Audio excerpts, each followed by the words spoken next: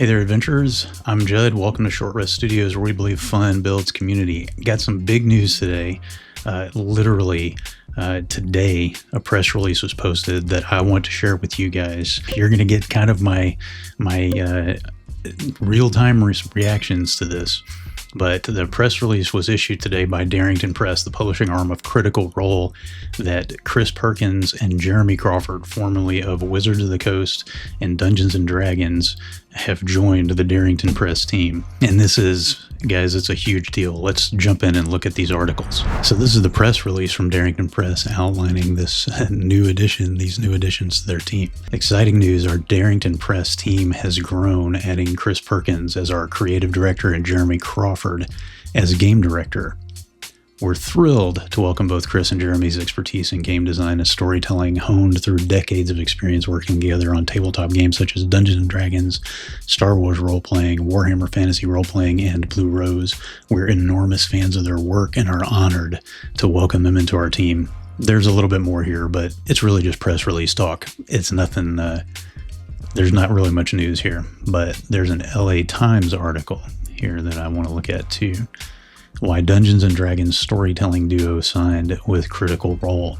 And before we jump into this, I want to say too, I've got a video coming out on Friday this week about Daggerheart. And this news is huge.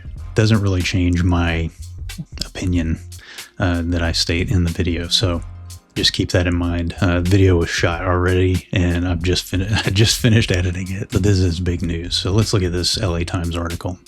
The bullet points here: Chris Perkins, Jeremy Crawford led Dungeons & Dragons design team for decades at Wizards of the Coast. They've been hired by Critical Role Productions game division Darrington Press. The move is part of the continued expansion of Critical Role as a production company, which started as a web series, cartoons, comic books, video games, and now tabletop games. The team at Critical Role Productions, the entertainment company that grew out of the web series Critical Role, featuring voice actors playing Dungeons & Dragons, continues to expand its media footprint with its newest hires, former Wizards of the Coast game gurus Chris Perkins and Jeremy Crawford. Yeah, we know Critical Role has been around for like a decade, over a billion followers on YouTube, subscribers on YouTube, I believe. Very, very popular. They've got their production arm. They've got, they got one animated series already out on Amazon Prime and another one still in the works, I believe. Another animated series still in the works. Perkins and Crawford, of course, led the D&D design team for decades. So they led the D&D design team. Jeremy Crawford, of course, was the lead designer for 2024 D&D. Perkins was creative director. They, of course, they both left earlier this year, had fans wondering what their next move would be. And, they didn't say much when they left, but they kind of made it sound like they were just done. They were going to go have some fun or something, or do something totally different. But that's the kind of thing you say when you leave a job like that. Here's a quote from Perkins: "I was committed to staying with the Wizards until after D&D's 50th anniversary, which gave me lots of time to work on succession planning and exit strategies. Smart things to do when you're leaving a position like that you actually care about, and you don't want to leave them in a bad place." And a lot of us have bad opinions of Wizards of the Coast and D&D as a property at this point, but that's how somebody with integrity leaves a job, right? What brought me out of retirement, and this is the big one, was the chance to work with Jeremy and the brilliant folks at Critical Role on things that have a lasting positive impact on the world. And this really makes it sound like, they didn't leave knowing, or at least Perkins didn't leave knowing he was going to go straight to Darrington Press. It sounds like Critical Role took advantage of the fact that he was leaving or had left to bring him on board. Chris and I talked about his retirement plan for years, so his approaching departure was long on my mind. When we sent the new D&D rulebooks to the printer last year, I felt it was time to explore a new chapter for myself. This is Crawford. I love the game and its team, but 18 years is a long time. I can't imagine working somewhere for 18 years.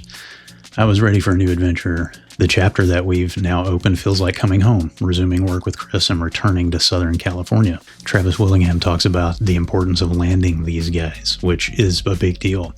And he says they are two of the biggest names that we're certainly aware of and that have influenced TTRPGs in the game that we played, said Willingham, using the acronym for tabletop role-playing games. Yeah, we know that.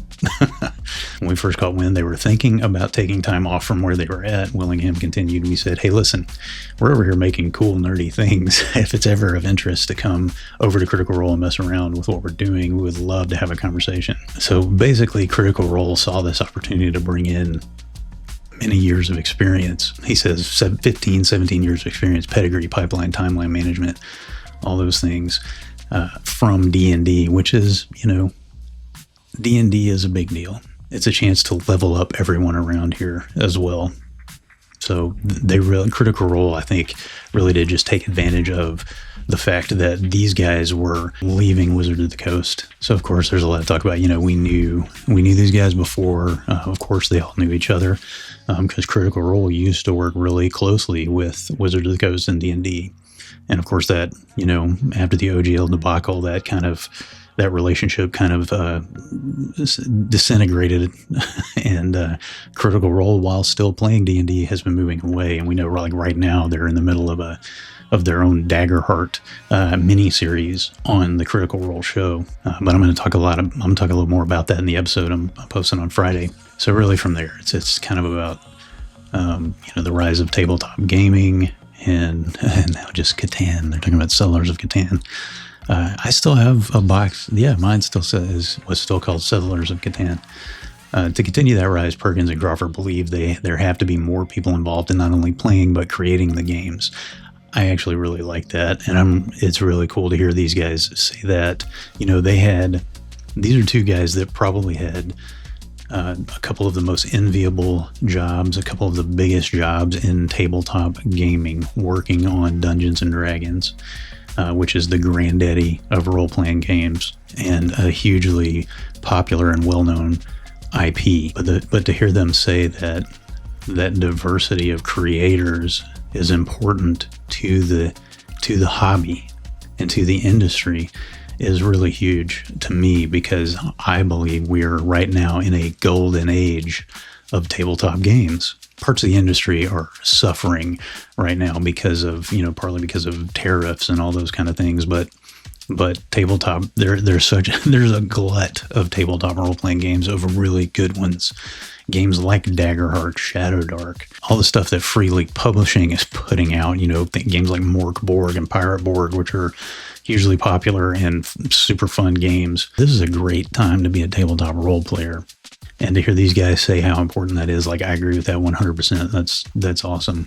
So, and they talk about, creating friendly introductory experiences, and that's important to the industry and for players and fans. So I would love to hear what you guys think.